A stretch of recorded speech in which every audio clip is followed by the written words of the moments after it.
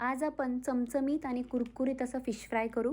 त्यासाठी 7 ते 8 लसूण पाकळ्या, 2 इंच आलं, मुठभर कोथिंबीर, 1 चमचा लाल तिखट आणि 1 मोठा चमचा फिश फ्राय मसाला किंवा घरगुती वापराचा कोणताही मसाला, चवीनुसार मीठ आणि महत्त्वाचा जिन्नस म्हणजे चिंच. 1 मोठा चमचा चिंच घेतली, बिया वगैरे काढून घ्या. आता पाणी न घालता मिक्सरमध्ये वाटून घेतलं.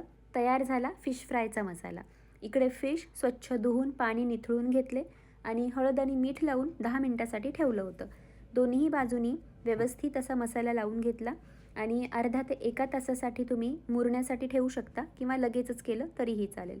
असा मसाला बनवून जर ठेवला तर फ्रीजमध्ये 15 ते 20 दिवस अगदी व्यवस्थित राहतो.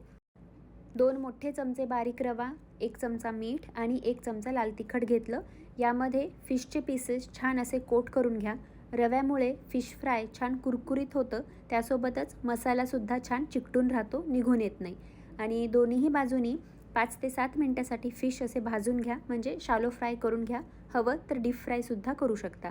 तयार झाला आपला चमचमीत, कुरकुरीत आणि चटपटीत असा फिश फ्राय. इथं मोहरीचं तेल वापरलं तर चवीला अजूनच छान होतो. नक्की ट्राय करा.